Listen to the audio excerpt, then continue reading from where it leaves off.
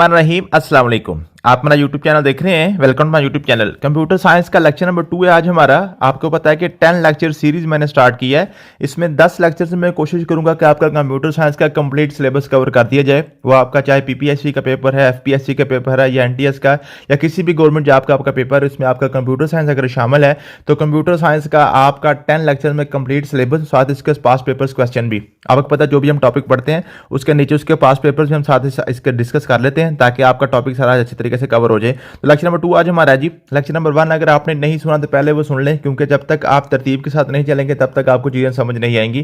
तो lecture number 2 ये हम स्टार्ट करते हैं। और जो हमारी 10 लेक्चर सीरीज है इसकी प्ले लिस्ट का लिंक इसी वीडियो की डिस्क्रिप्शन में मौजूद है। मैं तमाम वीडियोज़ में अपनी जो लिंक है प्ले लिस्ट का, क्योंकि मैंने कंप्यूटर साइंस की प्ले लिस्ट आपकी जनरेट कर दी थी, 10 लेक्चर के 10 जो है ना वो इसी प्ले लिस्ट में जाएंगे। तो उस प्ले लिस्ट का लिंक इसी वीडियो की डिस्क्रिप्शन में मौजूद है। वहाँ से आप उसकी जो है ना जी उसकी प्ले लिस्ट भी देख सकते हैं। वहाँ से आपको सारे लेक्चर तरतीब के साथ मिल जाएंगे। तो लेक्चर नंबर 1 हमने पढ़ लिया था। लेक्चर नंबर 2 में हमने पढ़ना जी कंपोनेंट्स ऑफ ए कंप्यूटर। पहले हमने कंप्यूटर के फंडामेंटल और उसकी हिस्ट्री के बारे में पढ़ा था। आज हमने पढ़ना जी कंप्यूटर्स की आपके पास है जी components of computer. The computer के बेसिकली हमारे पास 3 कंपोनेंट्स होते हैं। एक हमारे पास होता है इनपुट डिवाइसेस, दूसरी हमारे पास होती है जी आउटपुट डिवाइसेस, तीसरी हमारे पास दरमियान होती है प्रोसेस। मींस के आपके पास जो कंप्यूटर है, कंप्यूटर की हमने डेफिनेशन ये पढ़ी थी। कंप्यूटर हमारे पास एक ऐसी इलेक्ट्रॉनिक डिवाइस है जो जनाब इंफॉर्मेशन को लेती है, गैदर करती है और उसके बाद उनको प्रोसेस करती है और फिर हमें आउटपुट देती है। ठीक है जी। तो आज हमने बेसिकली ये दो जो डिवाइसेज है ना, इनपुट डिवाइसेज और आउटपुट डिवाइसेज, ये आज हम पढ़ लेंगे। ठीक है जी, लेक्चर नंबर 2 में। और लेक्चर नंबर 3 में हम दरमियान वाली पढ़ेंगे प्रोसेसिंग मीन के सीपीयू को हम इंशाल्लाह ताला लेक्चर नंबर 3 में कवर करने की कोशिश करेंगे। और उसके बाद ये जो आपके पास सारी चीज़ें जो है ना जी कंप्यूटर के साथ जो चीज़ें अटैच होती हैं, इनका एक कॉमन नेम होता है पेरिफेरल्स। ये भी क्वेश्चन पूछता है पेपर में कि जनाब जो कंप्यूटर के साथ जितनी भी हार्डवेयर चीज़ें जो अटैच होती हैं उसको हम क्या कहते हैं, पेरिफेरल्स कहते हैं। और ये जो पेरिफेरल्स हैं कंप्यूटर के मदरबोर्ड के साथ अटैच होती हैं, ये भी क्वेश्चन पूछता है वो। ठीक है जी। तो मदरबोर्ड के साथ जो है पेरिफेरल्स सारे के सारे अटैच होते हैं। मींस के कंप्यूटर के साथ आपने जो भी चीज़ें ऐड करनी है उसमें आपके पास कंप्यूटर का प्रिंटर है, स्कैनर है, आपने स्पीकर ऐड कर लिए, जो कुछ भी आपने कंप्यूटर के साथ आपने सारी चीज़ें ऐड करनी है उसके साथ अटैच करनी है, वो सारी की सारी कंप्यूटर की पेरिफेरल्स कहलाती हैं। ठीक है जी, ये भी क्वेश्चन आपका क्लियर हो गया। अब हमने बात करनी है जी इनपुट और आउटपुट डिवाइसेज की। अब इनपुट डिवाइसेज आपको इनका डेफिनेशन आपको पता ही होगी कि इनपुट डिवाइसेज वो होती हैं जिससे कंप्यूटर इंफॉर्मेशन लेता है। मीन्स कि हम इन कंप्यूटर में इंफॉर्मेशन डालते हैं। कंप्यूटर बेसिकली क्या है कि हमने उसको एक इंफॉर्मेशन दी, मीन के कोई भी क्वेश्चन उससे पूछा, उसने क्वेश्चन को प्रोसेस किया, मीन के समझा उसको और उसके अकॉर्डिंग उसने हमें आंसर कर दिया।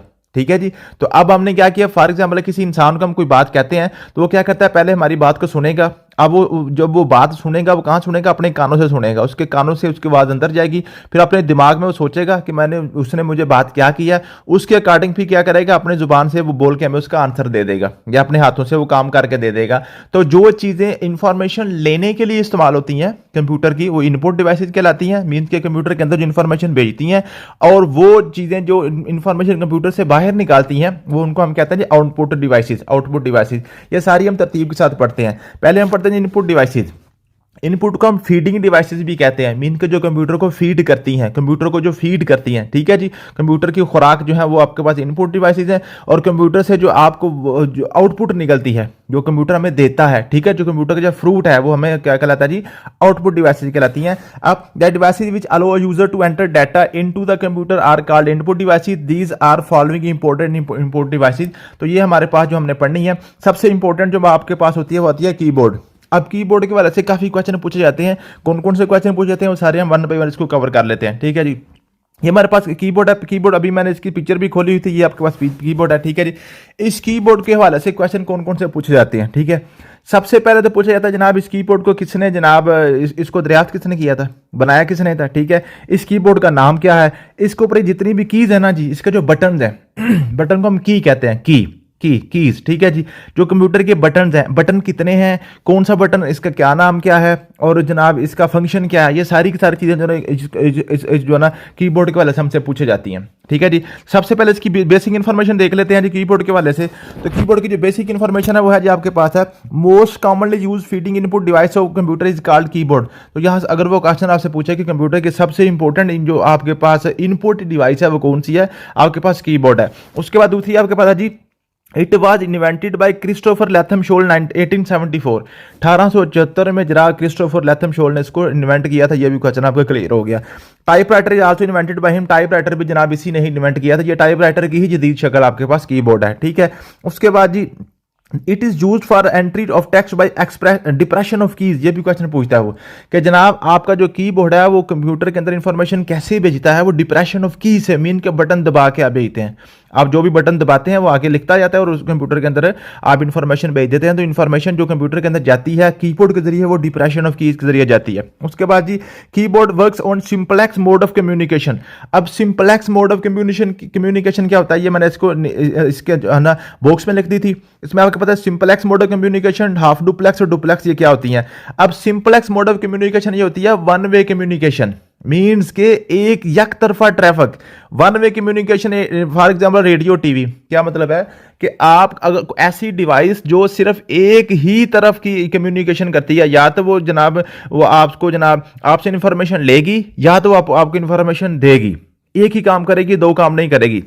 जैसे रेडियो है, रेडियो से आपको आवाज जाती है, आपको आवाज आती है रेडियो से, आप रेडियो के अंदर जो है ना आवाज अपनी जो है ना उसमें आप वो रिकॉर्ड नहीं कर सकता। रेडियो आपकी आवाज रिकॉर्ड नहीं कर सकता, मीन्स के रेडियो आपको सुन नहीं सकता बल्कि सिर्फ रेडियो आपको सुनाता है। इस तरीके से जो टीवी होता है ना जी, टीवी से सिर्फ आपको वीडियो नजर आती है, आप टीवी के अंदर अपनी वीडियो बना नहीं सकते, ठीक है। तो ये आपके पास होती है सिंपलेक्स मोड ऑफ कम्युनिकेशन।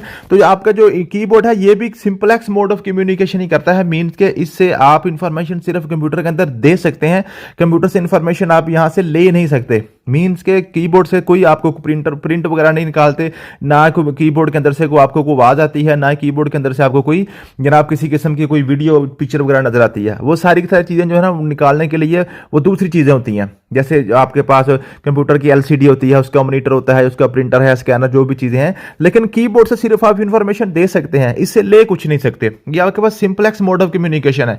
एक होता है हाफ मोड ऑफ कम्युनिकेशन। अब हाफ डुप्लेक्स मोड कौन सा होता है, able to communicate two ways. ये इस काबिल होता है कि दो तरफा कम्युनिकेशन कर सकता है, लेकिन एक ही वक्त में एक ही काम करता है। मींस के ये इंफॉर्मेशन ले भी सकती है और इंफॉर्मेशन दे भी सकती हैं। ऐसी डिवाइसेस जो इंफॉर्मेशन ले भी सके और दे भी सकें, लेकिन एक वक्त में एक ही काम करती हैं। जैसे फॉर एग्जांपल आपके पास वायरलेस फोन है, और वायरलेस फोन या मोटरोला जो होता है, जब आप बोल रहे होते हैं तो फिर आपको सामने से आवाज नहीं आ रही होती, जब किसी की आवाज आ रही होती है फिर आपकी जा नहीं सकती। मींस के एक वक्त में एक ही काम कर रहा होता है। लेकिन कुछ होती है आपके पास डुप्लेक्स मोड, हाफ नहीं बल्कि मुकम्मल डुप्लेक्स मोड कौन सी होती हैं, जो एक ही वक्त में इंफॉर्मेशन आ भी रही होती है, जा भी रही होती है। जैसे आपका मोबाइल फोन है, अब मोबाइल फोन में आप जब बोल रहे होते हैं तो आपकी आवाज जा भी रही होती है और आपके सामने वाले की आवाज आपको आ भी रही होती है, जिसको आप कॉल कर रहे होते हैं। तो एक ही वक्त में क्या कर रहा होता है, दोनों काम कर रहा होता है, आवाज आ भी रही होती है और आवाज जा भी रही होती है, ठीक है। तो ये आपके पास डुप्लेक्स मोड है। हाफ डुप्लेक्स वो होता है कि एक ही वक्त में एक काम होता है, दूसरा काम नहीं होता, लेकिन वो हो सकता है दूसरा काम भी, लेकिन क्या एक को रोककर दूसरा काम होता है, ठीक है। लेकिन सिंपलेक्स मोड ऑफ कम्युनिकेशन क्या होती है कि वो दूसरा काम हो ही नहीं सकता, सिर्फ एक ही काम होता है जो भी वो डिवाइस कर सकती है। तो आपका जो कीबोर्ड होता है वो सिंपलेक्स जो ना आपके पास आता है जी सिंपलेक्स मोड ऑफ कम्युनिकेशन, ये सिर्फ कम्युनिकेशन दे सकता है, इंफॉर्मेशन कंप्यूटर के अंदर फीड कर सकता है, वहां से निकाल कुछ नहीं सकता, ठीक है जी। उसके बाद qwerty keyboard is commonly use in computer. अब कवर्टी कीबोर्ड है, इसका नाम है आमतौर पर जो कॉमनली यूज कीबोर्ड हो रहा है इस वक्त जो मार्केट में, उसको कवर्टी कीबोर्ड क्यों कहते हैं। देखें ये देखें, इसकी जो यहाँ से एबीसी स्टार्ट होती है ना, इसके ऊपर पहली लाइन पर देखें जरा, ये यहाँ से लेकर सबसे पहला लफ्ज होता है QWERTY। देखें ये यहाँ से इसका नाम बना है कवर्टी।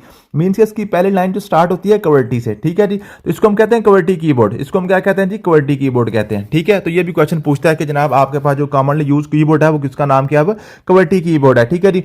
Standard keyboard has 105 to 105 keys. क्या मतलब है, जो आपके पास कीबोर्ड है उसकी 102 से लेकर 105 बटन उसके अंदर होते हैं, ठीक है जी। टोटल बटन उसके ऊपर हैं, वो या तो आपसे पूछ ले 102 का, क्योंकि कुछ कीबोर्ड्स में 102 होते हैं, कुछ में 105 होते हैं, ठीक है जी, और कुछ में 104 होते हैं। अगर वो आपके पास एग्जैक्ट इंफॉर्मेशन पूछ ले, लिखा हो 102 3 4 5, तो फिर आपने 104 को करना देना है, आपने सेलेक्ट कर देना है, ठीक है जी।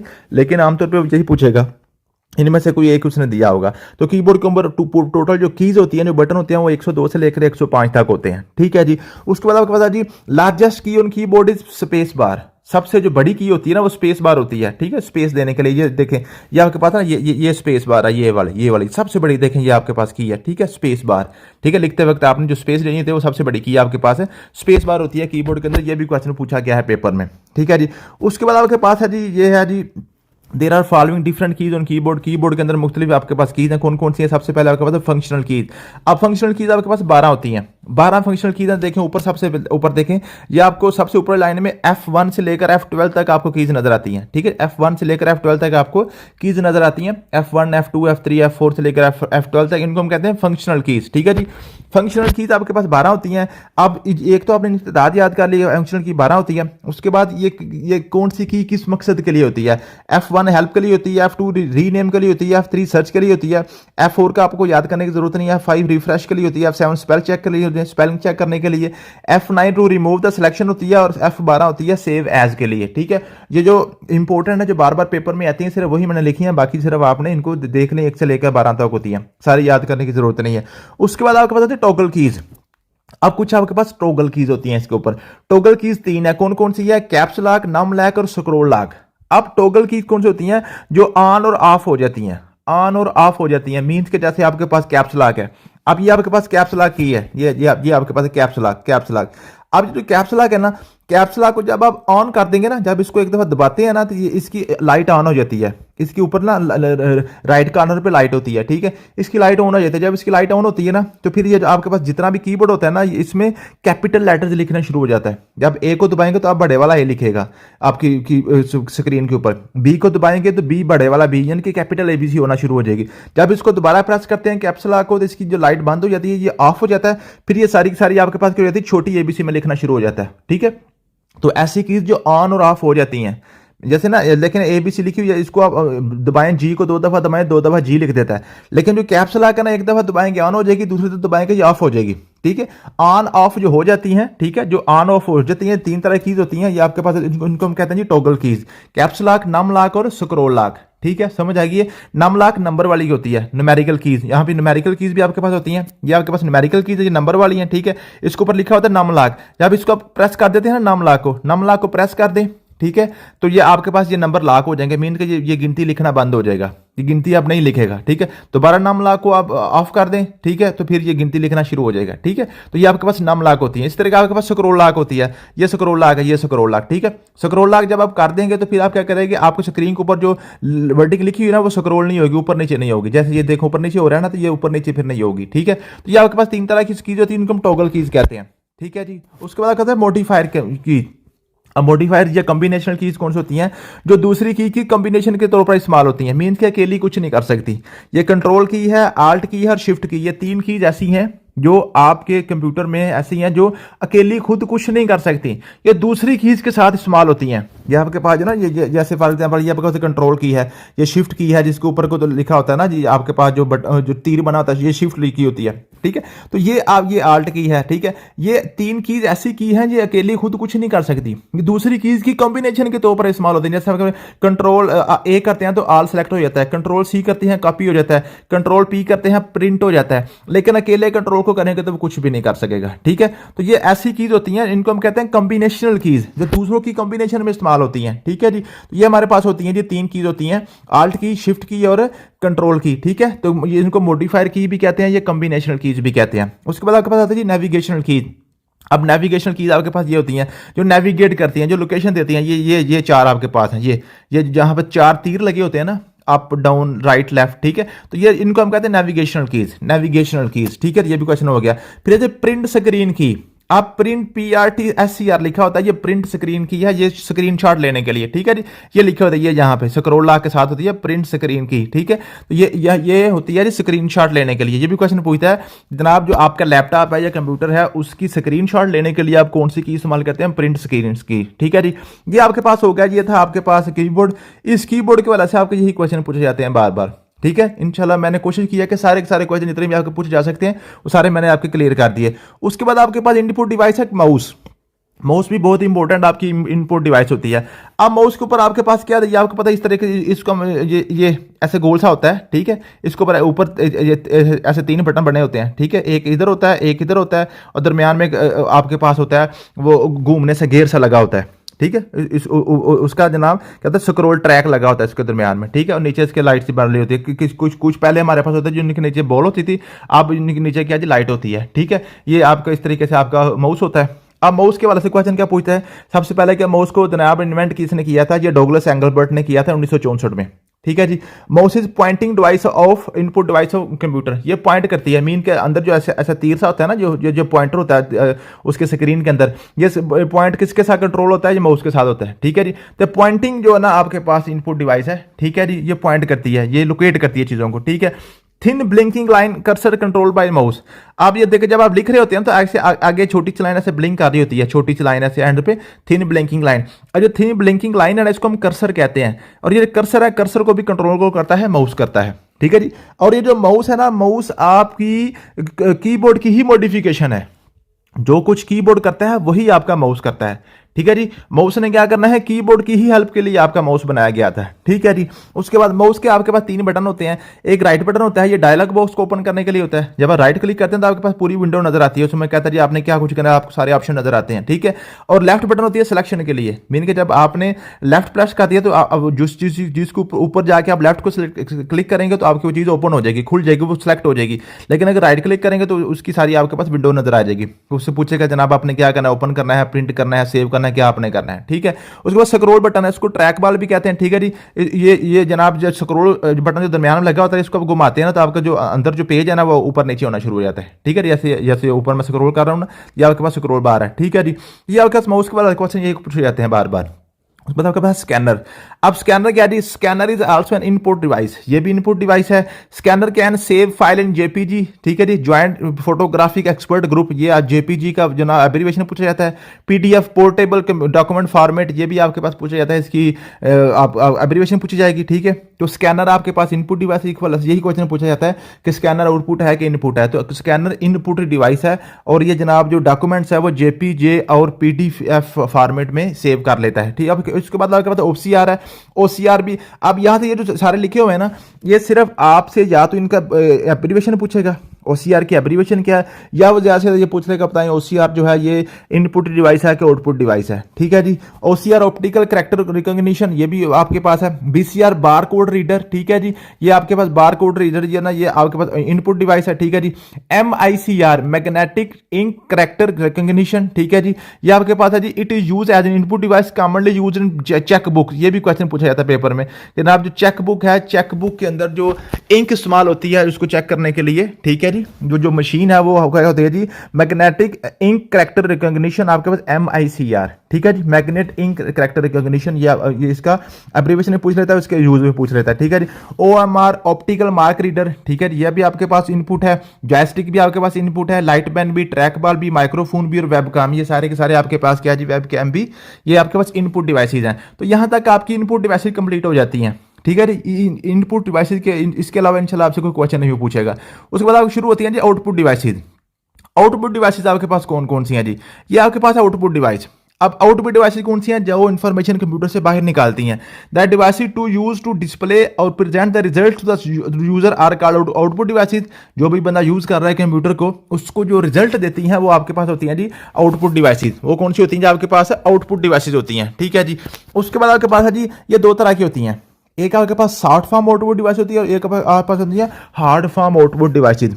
अब सॉफ्ट फॉर्म और हार्ड फॉर्म में क्या फर्क होता है, सॉफ्ट फॉर्म वो डिवाइस होती है वो जस्ट आपको रिजल्ट दिखाती है, आपको सिर्फ रिजल्ट दिखाती है। जैसे फॉर एग्जांपल आपके पास मॉनिटर है या एलसीडी है, वो क्या करेगी, जस्ट आपको जो भी आपकी जो इंफॉर्मेशन है यहां से आपको स्क्रीन से आप देख सकते हैं, आप वो चीज को टच नहीं कर सकते, आप वो आपके हाथ में कुछ नहीं आएगा, ठीक है। या जो आपके पास जो स्पीकर लगे होते हैं, जो आपके पास है स्पीकर लगे होते हैं, स्पीकर से क्या होता है, आपको आवाज बाहर आती है, उस आवाज को ना तो आप टच कर सकते हैं, ना आप उसको पकड़ सकते हैं, सिर्फ आप सुन सकते हैं, ठीक है। तो ऐसी डिवाइसेज जो सिर्फ आपको आउटपुट इस तरीके से देती हैं, आप सिर्फ उसको देख सकते हैं या सुन सकते हैं, वो आपके पास सॉफ्ट फॉर्म आउटपुट डिवाइसेज होती हैं। और कुछ आपके पास होती है हार्ड फॉर्म आउटपुट डिवाइसेज, जो आपको हार्ड फॉर्म चीज देती है। जैसे आपका प्रिंटर है, प्रिंटर आपका प्रिंट निकाल के आपके हाथ में पकड़ाता है, पूरा पेज होता है हार्ड फॉर्म में, ठीक है। तो आपके पास क्या हो गया, वो आपके पास होता है जी, वो आपके पास हार्ड फॉर्म आउटपुट डिवाइस होती है, ठीक है जी। अब सॉफ्ट फॉर्म में आपके पास मॉनिटर है, ठीक है जी। अब मॉनिटर को वाला से क्वेश्चन बहुत ज्यादा पूछे जाते हैं। It is called visual display unit, VDU, ठीक है जी, विजुअल डिस्प्ले, विजुअल देखने के लिए। It takes information from CPU and give certain information on screen as output. Size of monitor is measured diagonally, ये भी क्वेश्चन पूछा जाता है। आपके पास जो मॉनिटर है ना, जैसे आप कहते हैं जी मेरे पास 36 इंच की एलसीडी है, अब 36 इंच कैसे आप इसका मेजर करते हैं? आप डायगोनल से, एक कॉर्नर से लेकर दूसरे कॉर्नर तक ऐसे आप इसको मेजर करते हैं, तो आपकी एलसीडी होती है, ठीक है। तो इसकी जो मेजरमेंट है आप डायगोनली करते हैं, ठीक है जी। उसके बाद आपके पास है जी there are following types of monitor, monitor की ये टाइप्स हैं जी। Cathode ray tube monitor, CRT इसको कहते हैं, ठीक है जी। It use vacuum tube to display picture, ठीक है। ये आपका पुराना मॉनिटर जो होता था ना, जिसके पीछे ट्यूबें चलती थी, ठीक है, ये आपका पुराना होता है। अब इसके बाद आपके पास एलसीडी और एलईडी आ गए हैं। एलसीडी क्या होता है जी? लिक्विड क्रिस्टल डिस्प्ले मॉनिटर, ये इनकी एब्रिविएशन बहुत इंपॉर्टेंट है, लिक्विड क्रिस्टल डिस्प्ले मॉनिटर, ठीक है जी। इसको हम एलसीडी कहते हैं। It use in calculator, watches, laptop वगैरह में ये यूज हो रही है, ठीक है। अब आपके पास आ गया जी LED, light emitting diode, light emitting diode, इनकी एब्रिविएशन भी आपने याद करनी है। It is largest form of monitor, it has two types, thin film transistor light emitting diode, TFT और एलईडी, और उसके बाद आते हैं ऑर्गेनिक एलईडी, ओएलईडी, ठीक है। इनकी आपने सिर्फ एब्रिविएशन ही याद करनी है, टीएफटी एलईडी और ओएलईडी, ठीक है। तो इनके आपके पास मॉनिटर के वाले से यही क्वेश्चन पूछे जाएंगे आपसे। उसके बाद आपके पास आते हार्ड फॉर्म आउटपुट डिवाइसेस। अब हार्ड फॉर्म आउटपुट डिवाइसेस आपके पास कौन कौन सी है? आपके पास है जी प्रिंटर, सबसे पहले प्रिंटर के वाले से काफी क्वेश्चन पूछे जाते हैं। Printer is an output device, पहला क्वेश्चन ये हो गया कि प्रिंटर आउटपुट है कि इनपुट है? प्रिंटर आउटपुट है जी। That converts digital documents into physical copies और ऑन पेपर, ठीक है जी। जो आपके पास डिजिटल डॉक्यूमेंट होता है, जो आपका स्क्रीन का डॉक्यूमेंट होता है, उसको आप क्या करता है? फिजिकल पेपर के ऊपर उसको प्रिंट कर देता है। The quality of printers output is measured in dots पर इंच, डीपीआई, ये भी क्वेश्चन पूछा जाता है, ठीक है जी।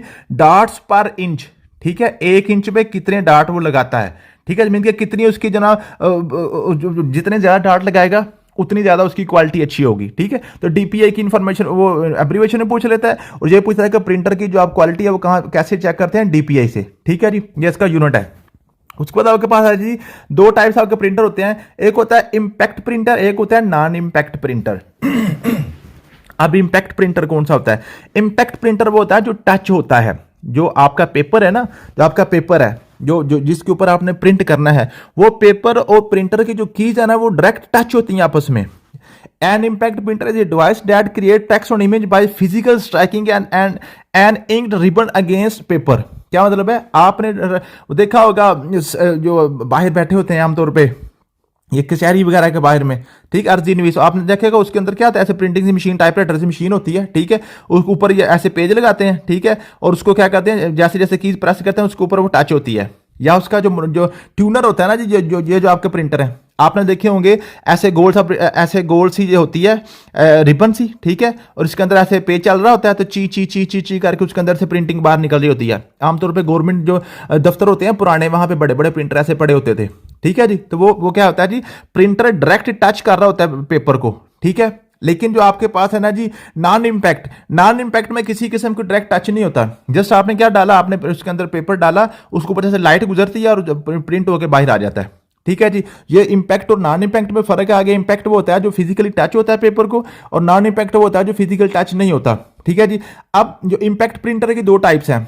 करैक्टर प्रिंटर है, उसको डार्ट मैट्रिक्स प्रिंटर भी कहते हैं, डिस्प्ले व्हील प्रिंटर, ठीक है, डेजी व्हील सॉरी डिस्प्ले कह रहा हूं, डेजी व्हील प्रिंटर आपने देखा होगा, ऐसे व्हील्स के ऊपर चलता था, ठीक है जी। ऐसे आपने पकड़ के ना, तो उसको ऐसे स्याही लगा के ना, या जो भी आपने लगाना उसके ऊपर ऐसे उसका व्हील की तरह घुमाते थे उसके ऊपर, पेज के ऊपर, ठीक है। तो वो आपके पास क्या हो जाता था? डेजी व्हील प्रिंटर हो जाता था। फिर आपके लाइन प्रिंटर आपके पास, चेन प्रिंटर या ड्रम प्रिंटर, ठीक है। तो ये आपके पास हो गया इंपैक्ट प्रिंटर की आपके पास टाइप्स आ गई। फिर आपके पास है non impact printer.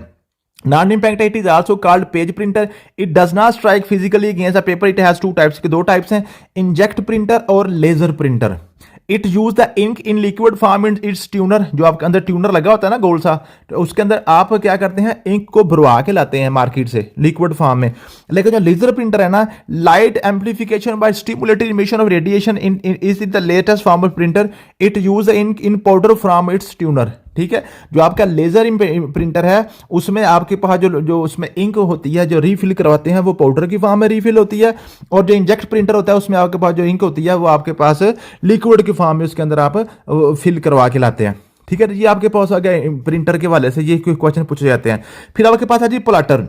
Platter is and also output device. It use high quality printing like banners, map, high quality drawing and vector graphics etc. बड़ी बड़ी जो आप जो स्किन वगैरह बनवाते हैं ना, बैनर वगैरह बनवाते हैं, वो आपके प्लाटर के थ्रू बनते हैं। तो प्लाटर भी आपका आउटपुट डिवाइस है। स्पीकर भी आपके पास आउटपुट डिवाइस है, ठीक। It simplex form of communication है। स्पीकर में भी सिंपलेक्स है, मीन कि इसमें आवाज सिर्फ बाहर आती है, अंदर नहीं जाती, ठीक है जी। प्रोजेक्टर भी आपका आउटपुट डिवाइस है। उसके बाद braille display converts digital text into braille from visually impaired user, ठीक है जी। हेडफोन भी आपके पास क्या है जी, allows user to listen to audio privately, ठीक है। तो ये भी आपके पास है। हेडफोन भी आपके पास क्या होगा जी, आपके पास ये आउटपुट डिवाइस होगी। अब कुछ हेडफोन ऐसे हैं जिनके अंदर अब वो ये इनपुट और आउटपुट दोनों तरह पे काम करते हैं, ठीक है। उसके ऊपर माइक भी साथ लगा होता है, ठीक है। तो माइक आपका बेसिकली एक आपके पास इनपुट डिवाइस है, लेकिन हेडफोन के साथ अगर आपका माइक अटैच है तो फिर हेडफोन और माइक वो दोनों एक ही होते हैं, तो वो एक ही वक्त में दोनों काम कर रहे होते हैं, वो डुप्लेक्स मोड में चले जाते हैं। ये कुछ आपके पास डिवाइसेज ऐसी हैं जो आपके पास दोनों काम कर रही होती हैं, इनपुट और आउटपुट का कॉम्बिनेशन कर रहे होते हैं। जैसे आपके पास है टच स्क्रीन मॉनिटर है, ठीक है। अब स्क्रीन मॉनिटर जो है ना, टच स्क्रीन मॉनिटर जो आपके पास है, ठीक है, टच स्क्रीन मॉनिटर, आप उस पर टच करके आप लिख भी सकते हैं और उसमें से आप इंफॉर्मेशन देख भी सकते हैं। ये आपके पास इनपुट और आउटपुट दोनों तरह पर काम कर रहा होता है। फिर ऑल इन वन प्रिंटर भी आपके पास है, मॉडेम भी आपके पास है, फिर स्मार्ट टीवी है, डाटा प्रोजेक्टर है, गेमिंग कंसोल है, और उसके बाद स्मार्टफोन्स हैं, डिजिटल कैमरा वगैरह, ठीक है। तो ये सारे सारे आपके पास क्या है जी, इनपुट आउटपुट कॉम्बिनेशन है जी, इनपुट और आउटपुट दोनों का, ठीक है। इसी तरीके से माइक जो है ना, खासतौर पे यहां पे मुझे लिखना नहीं याद रहा, तो माइक आपने याद करना है। माइक आपके पास जो है ना, वो आपके पास इनपुट है, माइक आपकी आवाज को रिकॉर्ड करता है। लेकिन अगर आपके हेडफोन के साथ माइक भी अटैच है तो फिर हेडफोन आपका आउटपुट है, और माइक और हेडफोन दोनों मिलकर आपके पास इनपुट आउटपुट कॉम्बिनेशन बन जाता है। ये आपके पास आ गया। उसके बाद आपके पास है जी पास्ट पेपर क्वेश्चन है, जो आज हमने अभी पढ़ा है, इनके वाले से आपके पास जो क्वेश्चन है वो आपके पास पास्ट पेपर कौन कौन से हैं। फर्स्ट ऑफ ऑल क्वेश्चन आपके पास है, physical part of computer that we can see and touch hardware कहलाते हैं। What is the name of program which control the hardware of a computer, driver कहते हैं जी। All peripheral device connected with motherboard, which device is used to enter data into computer, input कहलाता है जी। Whereas a computer mouse moves over the table surface the track ball is stationary, ठीक है जी। तो जब आपके पास है जो आपके पास मूव्स को आप टेबल या सरफेस पे आप उसको मूव करते हैं तो आपका ट्रैक बॉल क्या होता है, स्टेशनरी हो जाता है। Which of the following is not output of device, computer keyboard आपके पास आउटपुट नहीं है। What is the primary input device for computer system, keyboard आपकी प्राइमरी इनपुट डिवाइस है, ठीक है जी। हु इन्वेंटेड द क्विट्री keyboard, Christopher Latham Sholes. Numeric keys is primary key, ठीक है, न्यूमेरिक कीज आ प्राइमरी की, कुछ इसमें प्राइमरी कीज होती हैं, ठीक है जी। न्यूमेरिक पैड इज कीबोर्ड भी इसको कहते हैं जी। ट्रैक बॉल इनपुट डिवाइस है। कंट्रोल शिफ्ट एंड आल्ट की, इसको हम क्या कहते हैं, अल्टरनेट कीज भी कहते हैं इनको। कंट्रोल शिफ्ट और आल्ट कीज को हम क्या कहते हैं जी, इनको हम अल्टरनेट की भी कहते हैं, इनको कॉम्बिनेशनल की भी कहते हैं। मैंने अभी आपको इनका नाम बताया था, ठीक। मॉडिफायर भी इनको कहते हैं। Light pen is which type of device, input device है आपके पास है। Identify the input device among the following, scanner आपका इनपुट है। In banks the data on cheques is read by following, MICR से आप बैंक में चेक करते हैं जी। OCR stands for optical character recognition है जी। Which is use in security system and criminal investigation, fingerprint reader. उसके बाद barcode reader is an input device है। जॉयस्टिक भी आपके पास इनपुट है। Function of mouse is similar to that of joystick, joystick और जो आपका माउस है ये दोनों एक ही तरह के फंक्शन करते हैं जी। Where a computer mouse moves over the table surface the track ball stationary. Name the type of mouse which is use laser technology to detect the motion of the ball. तो optical mouse जो ना वो laser करता है। अब जो पहले आपके पास होता है वो ट्रैक बॉल वाला होता था, उसके नीचे गोली लगी होती थी। अब यहाँ पे क्या दी, ये लेजर इस्तेमाल कर रहा है। Which is an input device, mouse आपके पास इनपुट है। उसके बाद आपके पास आगे dash are use to display data, output devices को हम डिस्प्ले के लिए इस्तेमाल करते हैं जी, ठीक है जी। For hearing and playing music which device required, sound card and speaker, ठीक है जी। Speaker are output devices. A light sensitive device that converts drawing, printed text और other images into digital form, इसको हम स्कैनर कहते हैं जी। Printer is one is dash device, printer आपके पास आउटपुट डिवाइस है जी। डॉट मैट्रिक्स प्रिंटर की टाइप है। What type of printer are dot matrix, dot matrix को इम्पैक्ट प्रिंटर कहते हैं जी, ठीक है जी। A disadvantage of laser printer is, यहाँ पे ठीक है जी, ये मिसप्लेस है, मैं लिख दूंगा। Which of the following is an output device, printer आपके पास आउटपुट है। Which is not an output device, plotter आपके पास ये है, ठीक है जी। उसके बाद आपके पास आ गया जी, प्लाटर आपके पास आउटपुट है।